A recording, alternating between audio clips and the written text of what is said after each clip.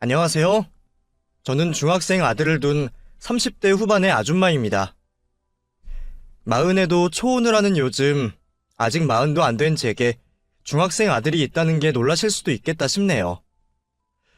보통 아들 또래의 학부모들은 저보다 10살도 많은 분들이 흔하기에 이 나이에 중학생 아들이 있는 제가 좀 특이한 편이기는 하죠. 제가 대학 졸업하기도 전에 임신을 하는 바람에 결혼을 일찍 하게 되었거든요. 그때는 저도 어린 나이라서 참 무섭고 걱정도 많았습니다. 아직 세상 물정 모르는 내가 결혼을 하고 가정을 잘 꾸릴 수 있을지, 아이에게 좋은 엄마가 될 수 있을지 고민이 많았었죠. 저와 남편은 대학 시절 같은 학교에서 선후배로 만난 사이였어요. 남편은 저의 첫사랑이자 첫 남자친구였고, 그 시절 저의 유일한 편이자 제 모든 것이었어요. 겨우 남자 하나를 가지고 그렇게 표현한다는 게 우스울지 모르겠지만, 그때 제 사정이 정말 그랬습니다. 중학교 시절 부모님을 잃고 하루아침에 고아가 되면서 그 후로 저는 늘 혼자였거든요. 안타깝게도 부모님이 일찍 돌아가셨던 저는 그 후 친척들에게 맡겨져 자라게 되었고, 저의 학창시절은 외로움과 두려움으로 가득 차 있었어요. 걷어주신 친척분들께는 감사하지만 그분들이 저를 반기지는 않으셨거든요. 저는 어쩔 수 없이 눈칫밥을 먹으며 자랐고, 어린 나이에 그런 생활은 저를 무척 지치게 만들었습니다. 한창 예민하고 감수성 풍부할 나이에 눈치를 보는 것부터 배우며 의지할 곳 하나 없이 지내다 보니 저는 늘 불안한 마음으로 이리저리 휘둘리며 자랄 수밖에 없었습니다. 그런 제가 비뚤어지지 않은 게 다행일 정도였죠.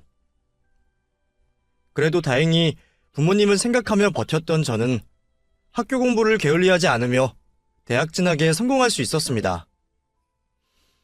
부모님이 남겨두신 얼마 안 되는 재산으로 대학 등록금을 내고 자취를 시작한 저는 또다시 혼자가 되었습니다. 더 이상 눈칫밥 먹지 않아도 되어 좋기는 했지만 아무도 없이 혼자라는 건 정말 두려운 일이었어요. 그나마 같이 밥 먹을 사람도 없다는 게 참 쓸쓸하더라고요. 그래서 저는 늘 정에 고팠던 것 같습니다. 나약한 마음 탓에 누가 저한테 작은 호의라도 보여주면 금세 기댈 수밖에 없었죠. 한창 그럴 시기에 저는 남편을 만나게 되었고, 남편은 고아인 저의 사정을 안타까워하며 저에게 좋은 남자친구가 되어주었습니다. 선배로서 오빠로서 저를 다정하게 챙겨주는 그 사람에게 저는 점점 더 의지할 수밖에 없었어요. 그래서 그때 제게는 남편이 전부나 다름없었죠. 그렇다고 그렇게 일찍 결혼을 할 생각은 없었습니다. 저도 제 나름의 꿈이 있었고, 부모님이 마지막으로 남겨주신 돈으로 공부를 하기에 대학 졸업을 하고 제 몫을 해가며 부모님께 보람이 되고 싶었어요. 그래서 대학 졸업만 하면 곧장 취업해서 제 앞가림을 하려 생각하고 있었죠. 하지만 저는 안타깝게도 대학 졸업장을 따지 못했습니다. 4학년에 올라가 졸업 학기만을 남겨두었던 제가 임신을 했다는 것을 알게 되었거든요.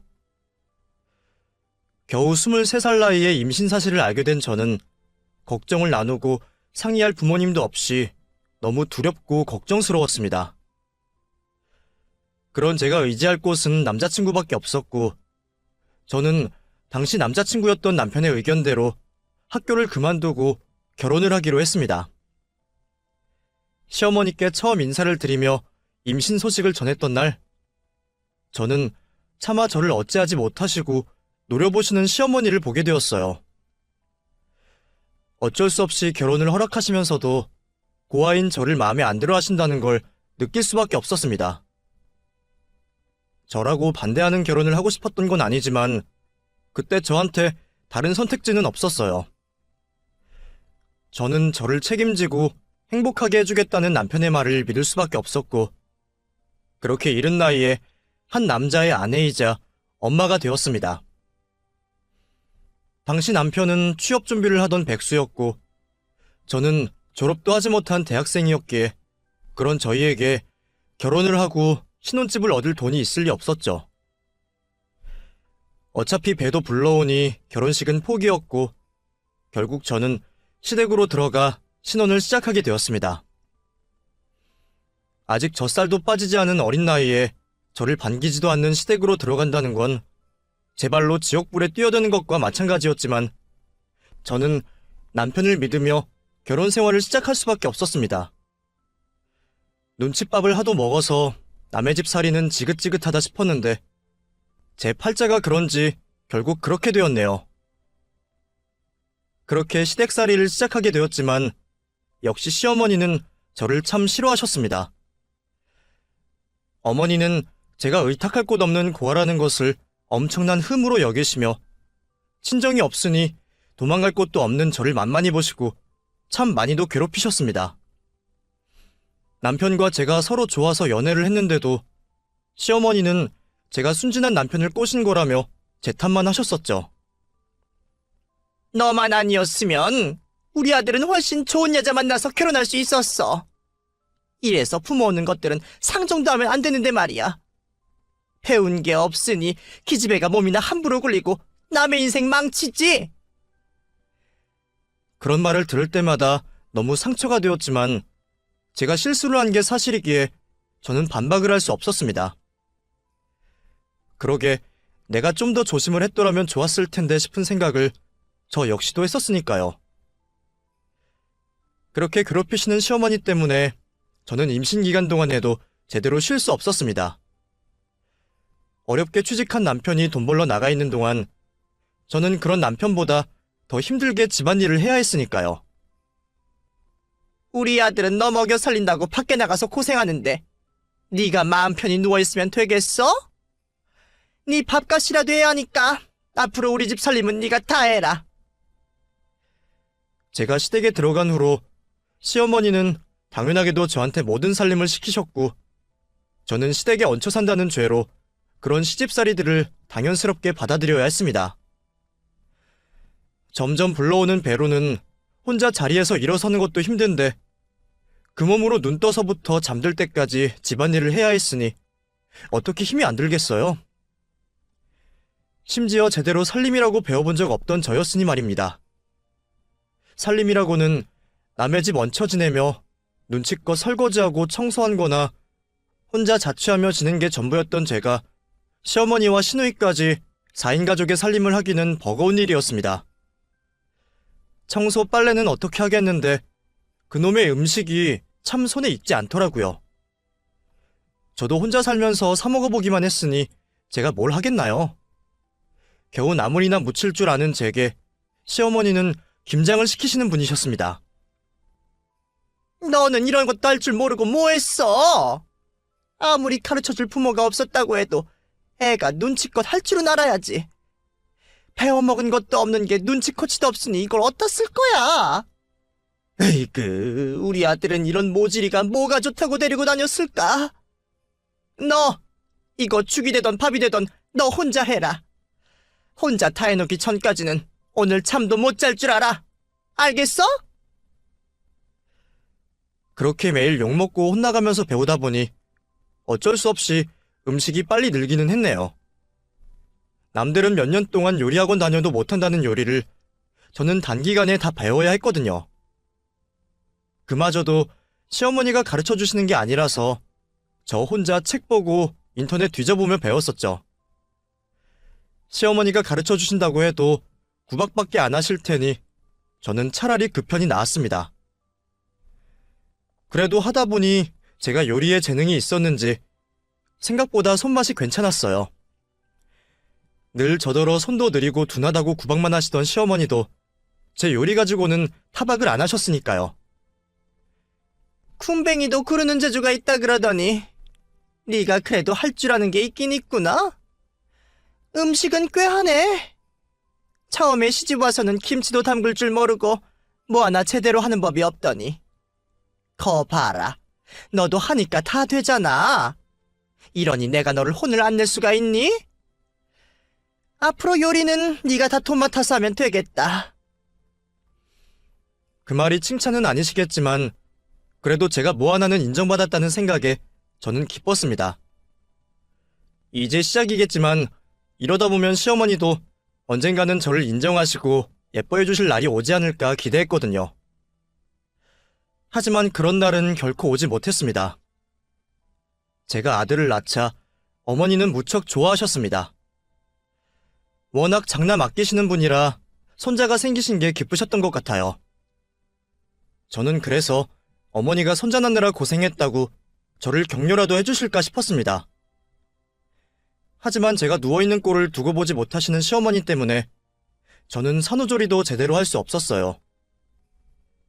아들 낳았다고 갑자기 팔자라도 필 줄 알았냐? 내 아들 인생 망친 년이 뭘 잘했다고 조리를 해? 나 때는 아들 낳고도 다음날 나가서 일을 했어. 너는 나보다 더 젊으니 훨씬 낫겠네. 그러니까 괜히 오래 누워있을 생각하지 말고 빨리 일어나서 네 할 일 할 생각이나 해. 그래도 손자는 예뻐하시기에 다행이다 싶었지만 설마 그 이유로 제가 더 미움을 받을 줄은 몰랐습니다. 시어머니는 제가 제 아들을 안고 있는 것도 꼴보기 싫으신지 제가 아들과 다정이 있는 모습을 볼 때마다 저를 구박하시더니 언젠가부터는 가만히 있던 저를 쥐어박기까지 하시더라고요. 아, 어머니, 갑자기 왜 때리세요? 아이고, 지도 아들 낳았다고 유세 부리는 것 좀 봐라. 미워 죽겠어 아주. 그렇게 밉다는 이유로 이유 없이 저를 때리시던 어머니는 그 후로 점점 더 저를 심하게 때리기 시작하셨습니다. 국이 짜다고 등짝을 때리시고 설거지를 오래 했다고 팔뚝을 꼬집으셨어요. 처음부터 메타작이 아닌 그런 자잘한 것들로 시작해서 그런지 제가 반항을 하기도 전에 폭력은 자연스럽게 스며들었습니다. 그리고 어느 순간부터는 시어머니가 제 머리통을 때리고 손찌검을 하시는 게 일상일 정도가 되었습니다. 남편도 처음에는 그런 시어머니를 보며 놀라서 말리더니 시간이 지날수록 어느새 익숙한 듯 방치하기 시작했어요. 그래도 내 편일 거라 믿었던 남편마저 어느 순간부터 남의 편이 되더라고요. 결혼 생활이 길어지면서 변해가던 남편은 자기 혼자 돈을 벌어 처자식을 먹이는 게 억울한 건지 제가 집에서 놀고 먹는다며 저를 무시하기 시작했습니다. 너 살쪘냐? 아주 혼자 팔자 좋아 보인다. 집에서 놀고 먹기나 하니 살이나 찌지. 이러니까 네가 엄마한테 욕을 먹는 거야. 대체 네가 집에서 뭘 하는 게 있기나 해?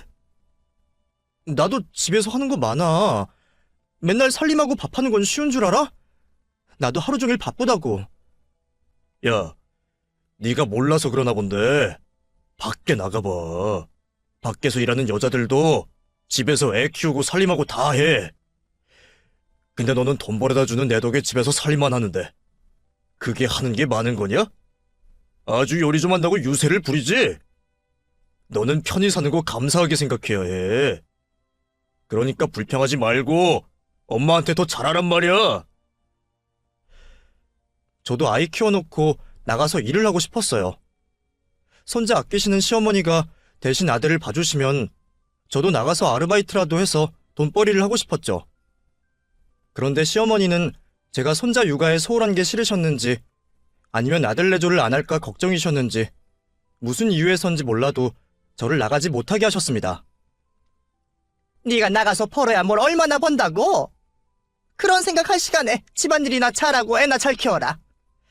네가 집에서 잘해야 남편이 마음 편히 바깥 일을 하지.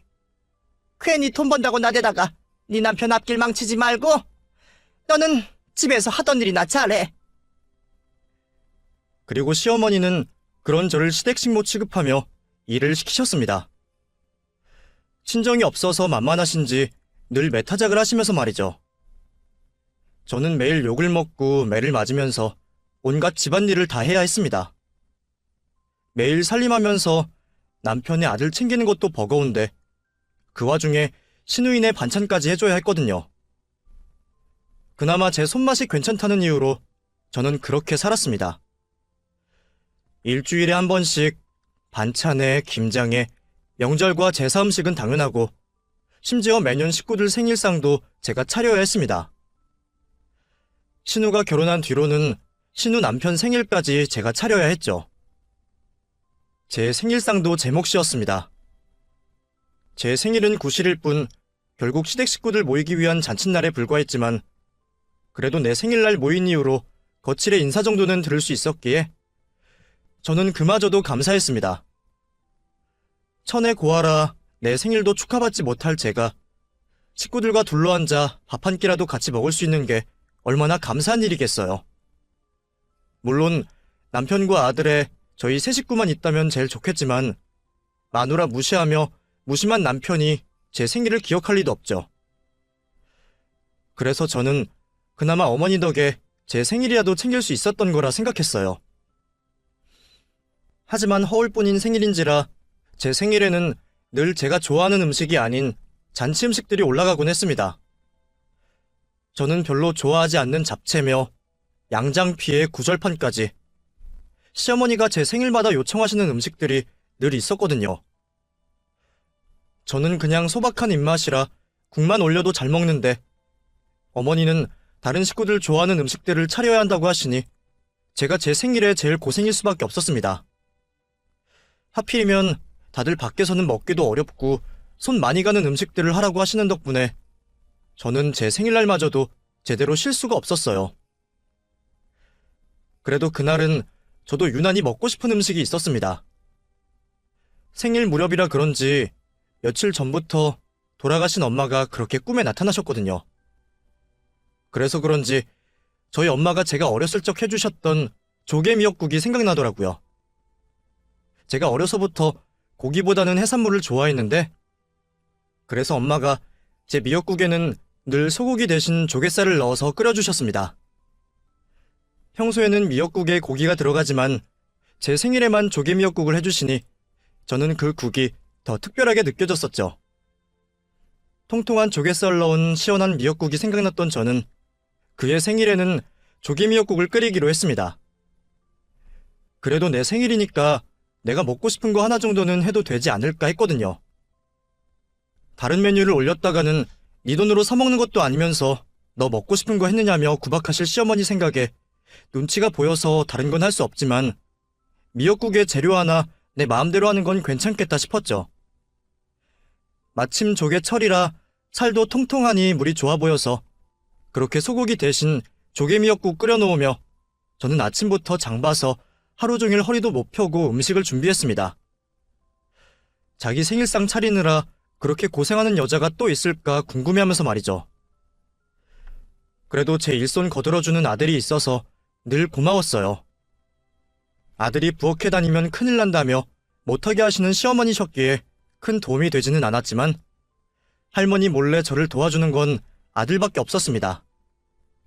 그 집에서 유일한 제 편인 아들이었기에 아들이 저를 생각해준다는 것만으로 저는 힘이 되었죠. 그렇게 한참 동안 혼자 고생을 하다가 어느덧 식사 시간이 되어 식구들이 하나둘씩 모여들었고 저는 도착하시는 손님들을 위해 식탁을 차리고 있었습니다. 새로 한 밑반찬에 열 몇 가지 되는 잔치 음식들을 올려두니 어느새 상이 꽉 차게 되었죠.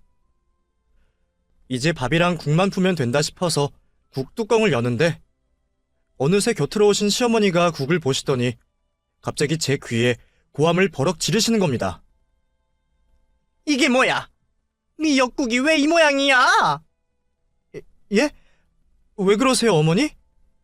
너 여기다가 뭘 집어넣은 거야? 웬 조개가 떠다녀? 너 미역국에 조개 넣었냐? 예, 올해는 조개 미역국을 해봤어요. 누가 네 마음대로 미역국에 조개를 집어넣으래? 누가 미역국에 조개를 넣어 먹어? 우리 집 식구들 다 소고기 미역국만 먹는 거 몰라서 그래? 이 필어먹을 거사! 죄송해요, 어머니. 잘못했어요. 크지도 않은 집인지라 시어머니 고함 소리가 거실까지 들리지 않을 리가 없었죠. 시어머니 고함 소리에 온 식구들이 부엌으로 구경을 왔고 다들 저를 보며 한마디씩을 거드는 겁니다.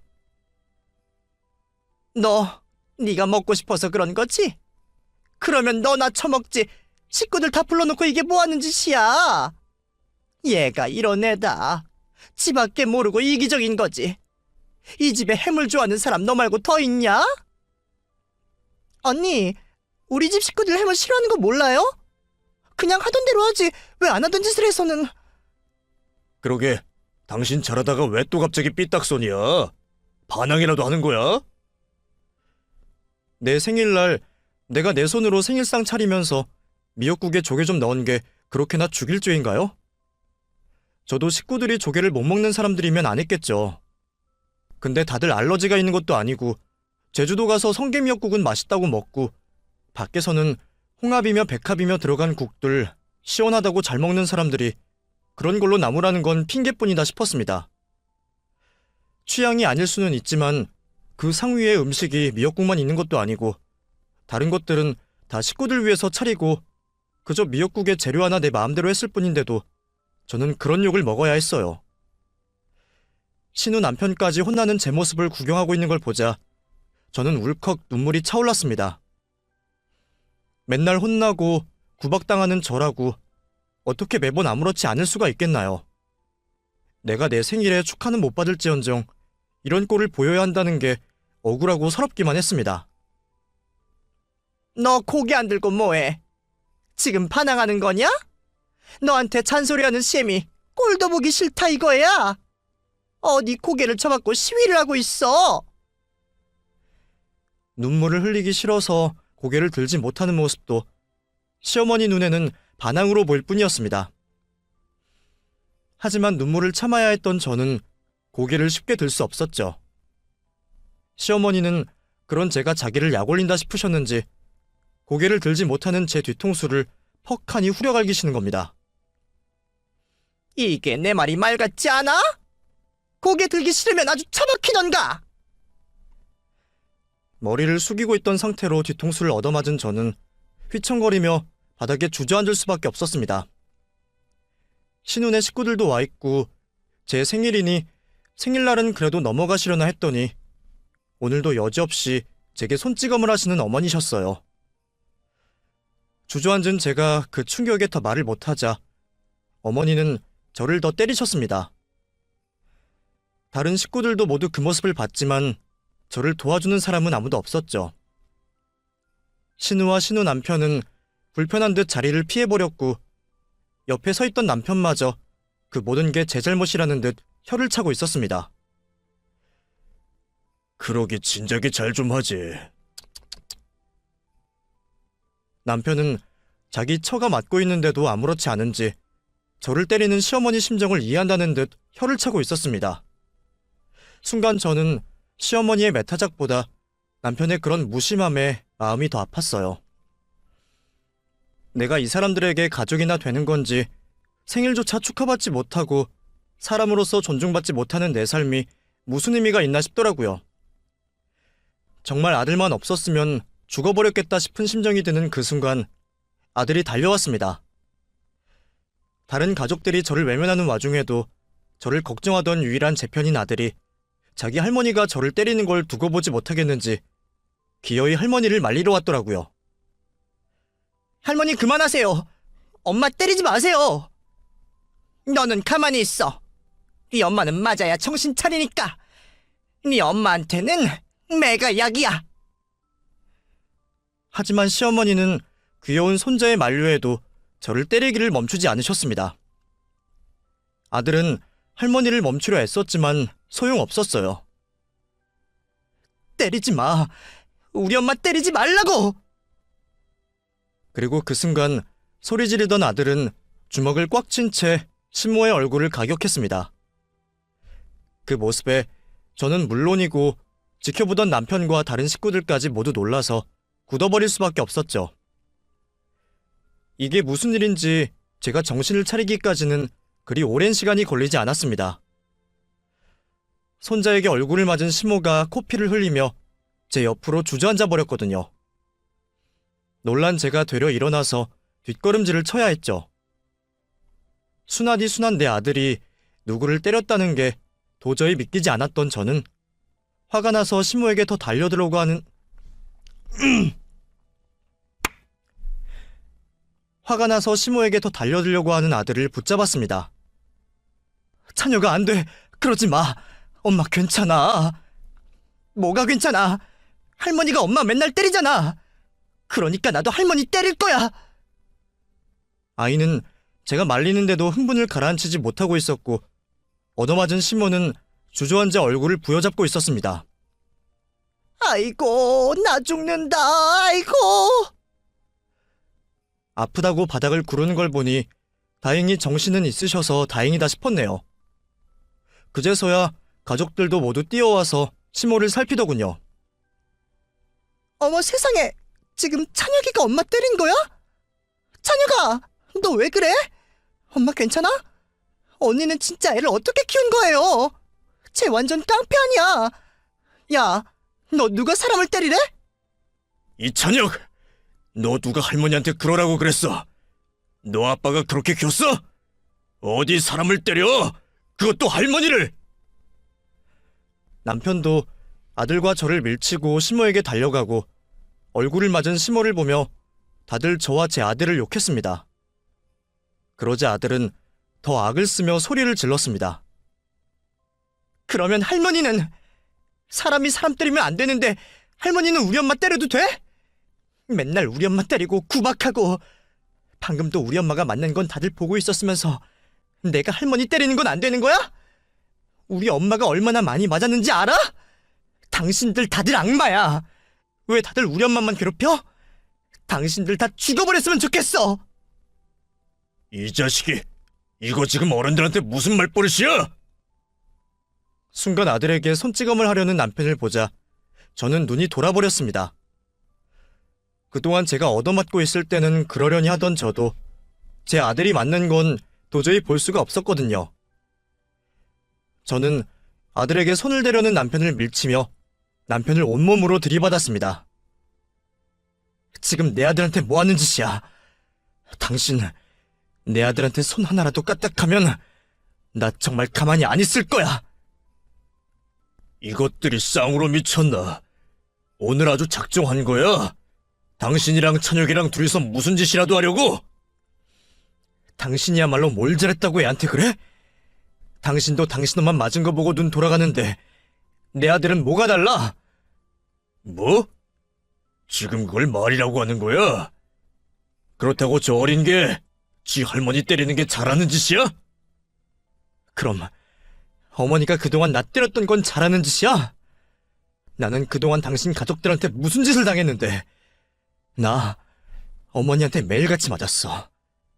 잘못하지도 않은 걸로 얻어맞고 친정 없다고 구박받으면서 살았어. 근데 당신 어머니가 겨우 이거 한 대 맞은 것 가지고 난리 피지 마. 고소를 하려고 해도 내가 하고 따져 물으래도 내가 할 일이야. 이 사람이 진짜 미쳤나? 너 갑자기 왜 이러는 거야? 진짜 돌았어? 이제 아주 집에서 쫓겨나고 싶어? 그래. 나 이제 정신이 번쩍 들어. 그러니까 쫓겨나기 전에 내가 나갈게. 근데 나도 마지막으로 뭐 좀 물어보자. 내가 당신이랑 결혼을 한 거야? 아니면 이 집에 종년으로 팔려온 거야? 나 팔려온 거야? 그럼 돈이나 줘. 돈이라도 받고 이 고생했으면 내가 억울하지도 않아. 근데 당신이 나한테 뭘 해줬어? 내가 이 고생하고 여태 이런 취급받고 살았던 건 전부 당신 때문이야. 그때 당신이 나 좋다고 쫓아다니지만 않았어도 내가 지금 이 고생하고 있겠어? 당신 때문에 내 인생이 망가진 거야. 근데 당신이 이제 와서 나한테 그런 소리 할 수 있어? 나도 이제 종노릇 못하겠으니까 우리 다 끝내자. 저는 우리 모자를 괴롭히려는 그 집 식구들을 밀쳐내고 제 아들을 데리고 그 집을 나오려고 했습니다. 찬혁아, 가서 중요한 것만 챙겨 나와. 엄마랑 나가자. 당신 지금 뭐 하는 짓이야? 그만 안 해? 그래, 아주 그만하자고. 나 당신이랑 이혼할 거야. 당신 식구들도 지긋지긋하고 당신이랑 더 이상 못 살겠어. 당신 이대로 나가면 진짜 끝이야. 네가 나랑 이혼해서 잘 살 수 있을 것 같아? 네가 돈이 있어, 친정이 있어, 뭐가 있어? 어차피 애 데리고 나가봐야 갈 곳도 없잖아. 지금이라도 용서 빌면 그냥 넘어가 줄 테니까 객기는 그쯤 부려. 다 끝내겠다며 나가려는 저를 붙잡으면서도 남편은 저한테 전혀 미안해하지 않았어요. 네가 나가봤자 어디 가겠냐는 그 말에 그동안 남편이 나를 어떻게 생각했는지 확실히 알 수 있었습니다. 자기 말대로 제가 친정도 없고 친구도 없으니 제가 절대로 자기를 벗어나지 못할 거라 생각했던 모양이었죠. 그래서 그동안 나를 외면하고도 괜찮다고 생각했나 봅니다. 나는 고아에 갈 곳 없는 사람이었으니까요. 솔직히 저도 당장 나가서 어딜 가야 할지 두려운 마음이 있었지만 남편한테 그런 말까지 듣고 나니 어떻게든 나가야겠다 싶더라고요. 내가 나가서 굶어 죽던 얼어 죽던 내가 알아서 할 테니까 당신은 신경 꺼. 찬혁이는 내가 데려갈 거니까 애 걱정도 하지 말고. 찬혁아, 이제 가자. 짐을 챙겨 나온 아들의 손을 잡은 제가 현관으로 향하자 그 순간 주저앉아 있던 시모가 벌떡 달려와 제 머리채를 잡으려 하는 겁니다.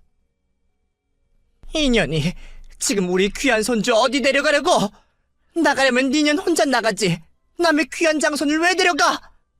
찬혁아, 이리 와. 할미한테 와. 너는 우리 집 식구야. 전혀 따라가면 안 돼. 나 이제 할머니 손자 아니야. 이 집 식구도 아니고 우리 엄마 아들이야. 그러니까 나는 엄마 따라갈 거야. 손자한테 얻어맞으면서도 손자를 저버리지는 못하겠는지 손자를 붙잡는 할머니를 보며 제 아들은 끝까지 치를 떨었습니다. 아직 성인도 되지 못한 어린아들의 눈으로 보기에도 이 집 식구들이 제정신은 아니었겠죠. 아들은 자기를 붙잡는 시모의 손을 떨쳐내며 먼저 신발을 챙겨 신었습니다.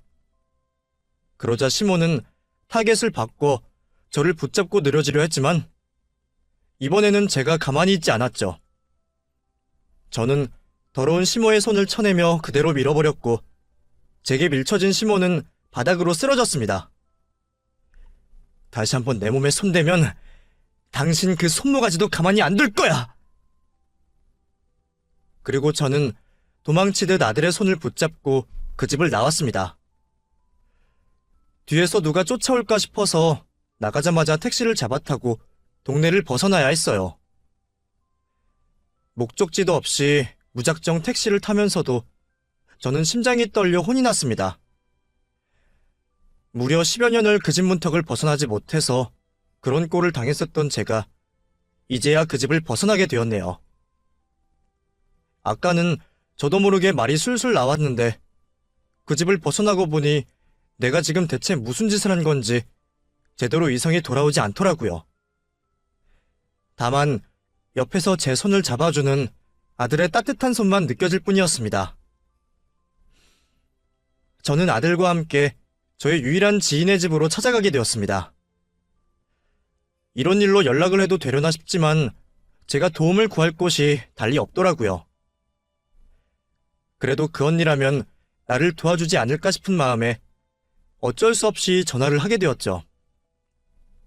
그 언니는 예전에 제가 찬혁이를 낳고서 같은 병원에서 만난 언니였어요. 그때 남편이 돈 아낀다고 6인실을 잡았는데 다른 산모들은 죄다 1인실을 쓰는 바람에 그 병실에 저와 그 언니 둘뿐이었거든요. 언니야, 남편이 돈 아낀다고 그러는 게 아니라 늦게 와서 병실이 없어서 그랬던 거지만 덕분에 제가 친구를 사귀게 되었죠. 언니와 저는 그렇게 병원 동기가 되었고 그 후로도 아이들 문제로 가끔씩 연락을 하고 지냈습니다. 저는 매일 시댁에 시달리고 언니는 일하느라 바빠서 자주 만나지는 못했지만 왠지 그 언니랑은 자주 만나지 않아도 꾸준히 연락을 주고받으며 안부를 묻곤 했었어요. 제가 시댁을 도망쳐 나왔던 그날도 아들을 빼고 저한테 유일하게 생일 축하 인사를 해주었던 사람이 그 언니였습니다. 사실 언니도 제 시댁 사정을 대충은 알기에 그전부터 이혼 얘기를 했었거든요. 어쩌면 그래서 제가 집을 뛰어나왔다고 하면 언니가 도와주지 않을까 싶었어요. 다행히 언니는 갑작스럽게 찾아온 저를 흔쾌히 반겨주었습니다. 세상에, 진이야, 갑자기 이게 무슨 일이야? 어머, 찬혁이도 왔구나. 춥겠다. 얼른 들어와. 언니, 나 집 나왔어. 남편이랑 이혼하려고. 지난 몇 년 동안 저희 시댁과 남편 이야기를 들으며 이혼하려고 노래를 부르던 언니도 제가 설마 제 생일날 이혼을 결심하게 될 줄은 몰랐을 겁니다. 그래서 많이 놀라 보이던 언니는 그럼에도 저를 정말 따뜻하게 받아주었어요. 몇 번 와보지 못했던 언니 집은 마치 친언니가 있었더라면 이랬을까 싶을 정도로 친정집에 온 것처럼 따뜻했습니다. 언니는 저와 아들이 진정할 수 있도록 기다려준 뒤 제게 상황을 물었습니다. 제가 언니와 얘기를 나누는 동안 저희 아들은 동갑 친구인 언니 아들과 방에 들어가 있었죠. 애들은 게임이라도 하라고 했으니까 이제 편하게 얘기해봐. 대체 무슨 일이 있었던 거야? 아까 문 여는데 네가 귀신이라도 본 것처럼 넋 빠져서 있었던 거 알아? 거기다가 그동안 잘 참던 애가 갑자기 생일날 이혼을 하겠다니 이게 무슨 일이니? 오늘 식구들이랑 다 같이 생일밥 먹는다고 했잖아. 지금쯤 한참 밥 맛있게 먹고 잘 있겠다 싶었더니 설마 집에서 무슨 일이라도 있었던 거야? 어렵게 찾아왔으면서도 순간 말을 꺼내기가 쉽지 않았습니다. 제가 그동안 언니에게 한풀이 하듯이 시댁 얘기를 몇 번 한 적은 있었지만 그건 그냥 시어머니가 저를 고아라고 구박하고 남편이 제게 무심하다는 것과 제가 돈 때문에 걱정한다는 것 정도였죠. 제가 시모에게 매일 얻어맞고 사람 구실도 못 받는다는 건 말을 하지 못했었어요. 저도 그 와중에 창피한 게 있기는 있었는지 다른 시댁 식구들 생일상까지 차리고 내 생일상마저 내가 차리면서도 생일 미역국에 조개 넣었다고 얻어맞고 산다는 소리는 차마 제 입으로 할 수가 없었거든요. 그래서 그런 얘기를 언니에게 처음 했던 저는 한참 동안 눈물을 삼킨 뒤에야 조금씩 제 사연을 전할 수 있었습니다. 제가 그동안 시모에게 시집살이를 넘어 인격모독을 당하며 별것 아닌 일로 맞으며 살았던 이야기를 듣게 된 언니는 충격에 말을 잇지 못했어요. 저도 그동안 매일 당하다 보니 그냥 일상이라 별것 아닌 것처럼 느꼈던 것 같은데 막상 저도 제 입으로 얘기를 꺼내보니 내가 참 험한 꼴을 당했다는 걸 뒤늦게서야 깨닫게 되었습니다. 남들이 듣기에는 놀랄만한 일이 저한테는 너무 익숙한 일상이었다는 게 또 다른 충격이었죠. 너 바보야? 그런 걸 왜 참고만 있었어? 그런 일이 있으면 진작 뛰쳐나왔어야지. 언니도 알잖아. 나 친정도 없고 갈 곳 없는 거. 대학 졸업도 못하고 남편 만나서 찬혁이 낳고 돈도 뭣도 없는 내가 이혼 결심이 어떻게 쉬워. 솔직히 오늘 찬혁이가 자기 할머니한테 그러지 않았더라면 나 오늘도 참았을 거야. 사람이 웃긴 게 그런 일을 계속 당하다 보면 익숙해지나 봐. 나 방금 언니한테 말하기 전까지는 내가 당한 일이 그렇게 특별한가 싶기까지 했었다? 근데 놀라는 언니 표정 보니까 내가 그동안 많이 참기는 했나 보다 싶네. 아유, 답답하. 순딩아, 누가 구하라고 그렇게 당하고만 살아. 남들 같았으면 진작 이혼하고 갈라섰어. 그리고 네가 왜 도움받을 곳이 없어? 오늘 나한테 도와달라고 찾아온 거 아니야? 우리가 피나눈 자매는 아니지만 십수년 알고 지냈어. 내가 너한테 그 정도 도움도 못 줄 거라고 생각했어? 그래도 너보다 찬혁이가 낫다. 너는 바보같이 당하고만 살았는데 찬혁이 쟤는 이제 좀 컸다고 자기 엄마 지킬 줄도 안 해. 네가 그래도 자식 하나는 잘 키웠나 봐.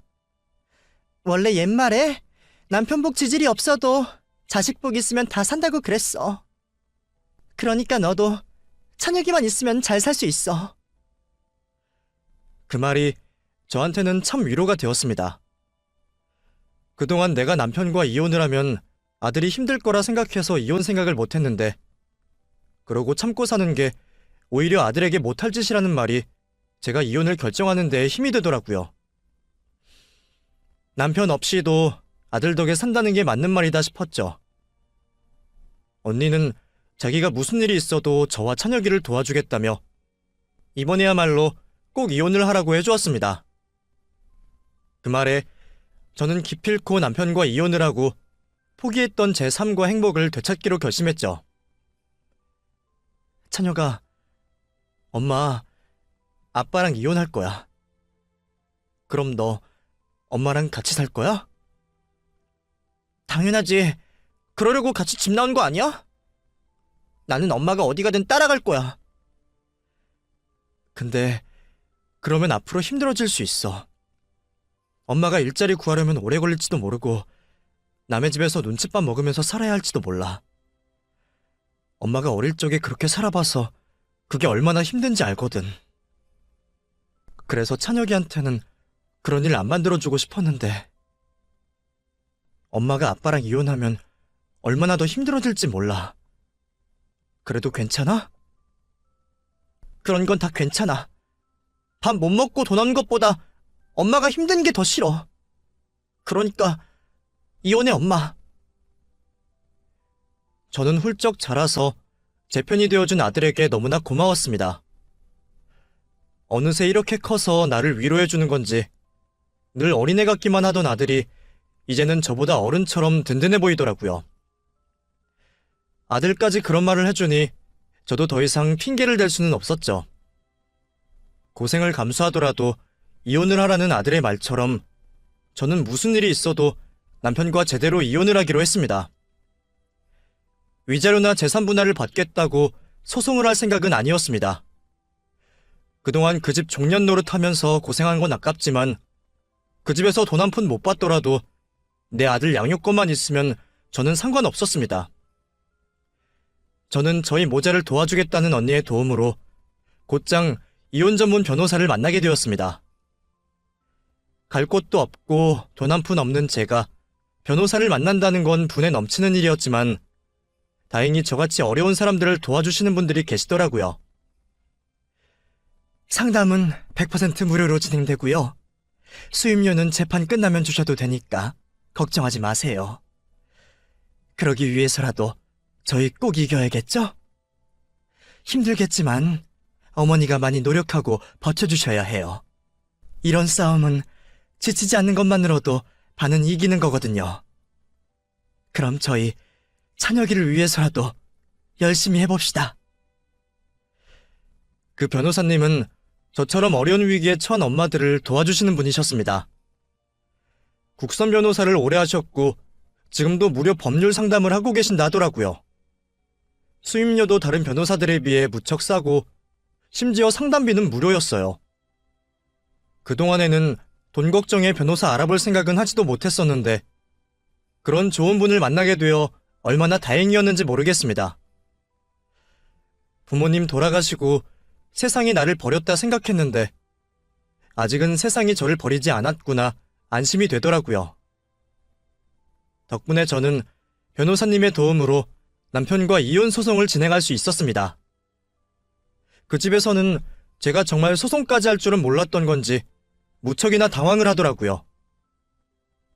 당신 진짜 왜 그래? 그 정도였으면 됐으니까 이제 그만하고 들어와. 어머니도 별 문제 없으시고 당신이 찬혁이 데리고 돌아만 오면 다 용서해 주시기로 하셨어. 어머니랑 영애가 당신 고소하겠다는 거 내가 겨우 말렸으니까 이제 들어와. 이혼소송 이런 것도 나 진짜 황당하긴 하지만 이만하면 나도 그냥 넘어가 줄게. 나 당신한테 봐달라고 한 적 없어. 고소하려면 하라고 해. 나도 진단서 다 받아놨고 맞고소하면 그만이야. 내가 이제 와서 그런 게 무섭겠어? 당신 끝까지 해보겠다 이거야? 당신 엄마 맞아? 찬혁이 생각은 안 해? 애를 생각해서라도 이혼은 안 되는 거지? 우리 둘이 잘 해결하면 되는 거지. 왜 죄 없는 애까지 끌어들여? 우리 찬혁이 아직 어른 되려면 한참 멀었어. 아직 내가 필요한 나이라고. 거기다가 당신이 무슨 수로 혼자 애를 키우려고 그래? 경제력 없으면 법원에서도 양육권 인정 못할걸? 그때까지 괜히 양육권 뺏기고 후회하지 말고 내가 받아준다고 할 때 적당히 해. 그래. 법원에서 뭐라고 할지 나도 참 궁금하네. 그러니까 당신도 나한테 말하지 말고 변호사나 구해. 법정에서 볼 때까지 연락하지 말고. 남편은 끝까지 저를 만만하게 보고 어떻게든 저를 구슬려 보려 했지만 저도 이제는 그런 말에 겁을 먹거나 흔들리지 않았습니다. 변호사님이랑 이미 그런 얘기들은 전부 끝마친 상태였거든요. 경제력이 없으면 아이를 데려가기 힘든 건 맞지만 저 같은 경우에는 찬혁이가 어린 나이도 아니고 아이의 의사가 제일 중요했습니다. 그리고 저도 이혼만 하면 무슨 일이든 할 수 있으니 경제력도 큰 문제가 아니었어요. 남편은 저를 미련 반푼이로 생각하니 자신만만한 거겠지만 결국 참는 자가 이기는 법이었습니다. 법원에서는 결국 죄 없는 제 편을 들어주셨거든요. 저는 남편에게서 50%의 재산 분할을 받게 되었고 시모에게서 정신적, 육체적 피해 보상에 대한 위자료를 청구할 수 있었습니다. 그리고 아들의 의견에 따라 아이의 양육권은 제가 가져가기로 했죠. 판결을 받고서도 남편은 받아들일 수 없다며 난리를 피웠지만 감정에 호소한다고 해서 결과가 달라질 일은 없었습니다. 덕분에 저는 변호사님께 수임료도 무사히 드릴 수 있었고 아들과 함께 새 출발할 수 있는 돈까지 받아내게 되었어요. 변호사님이 아니었더라면 돈 한 푼 못 받고 겨우 이혼만 하기에도 힘들었을 텐데 제게는 정말 은인이셨습니다. 이혼을 하고서 생각해보니 저한테 든든한 지원군이 꽤 많았더라고요. 재판을 도와주신 변호사님과 저를 안전하게 집에서 지낼 수 있게 해준 언니, 그리고 작은 몸으로 엄마를 지키려고 노력한 저희 아들까지. 제 편은 이렇게나 많았습니다. 그걸 그동안 저만 모르고 외롭고 어두운 감옥에서 10수년을 보냈었네요. 덕분에 이제라도 자유를 얻은 게 정말 다행이었죠. 그렇게 오랜 세월 고통받았던 만큼 저도 이제는 더 이상 힘들지 않고 행복해지고 싶었습니다. 그 후로 저는 재산 분할받은 돈으로 아들과 함께 지낼 방을 얻고 집 근처에 작은 가게를 얻게 되었습니다. 제가 무슨 일을 할 수 있을지 곰곰이 생각해봤는데 아무래도 제가 제일 잘하는 일이 딱 하나밖에 없더라고요.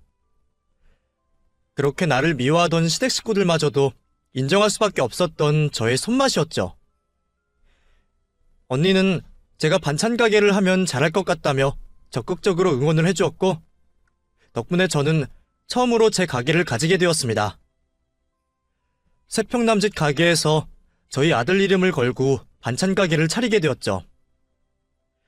하루 종일 반찬 만드는 건 고되지만 워낙 고생을 해서 그런지 이런 건 고생도 아니에요. 오히려 바쁠수록 돈이 많이 벌리는 거니까 기분이 좋죠. 제 힘으로 돈을 번다는 게 이렇게 즐거운 일인지 저는 이제서야 알게 되었네요. 제 나이 이제 곧 40이 적은 나이는 아니지만 새 출발하기에는 꽤 이른 나이가 아닐까 싶어요. 잘못된 결혼으로 저의 20대 청춘은 모두 져버렸지만 이제서야 자유를 찾게 된 저는 앞으로 다가올 제 40대를 더 행복하게 맞이할 수 있을 것 같습니다. 그럼 여러분들도 저와 저희 아들의 행복을 빌어주시기를 바라며 눈물겨웠던 저의 이야기는 여기서 마무리하도록 하겠습니다. 감사합니다.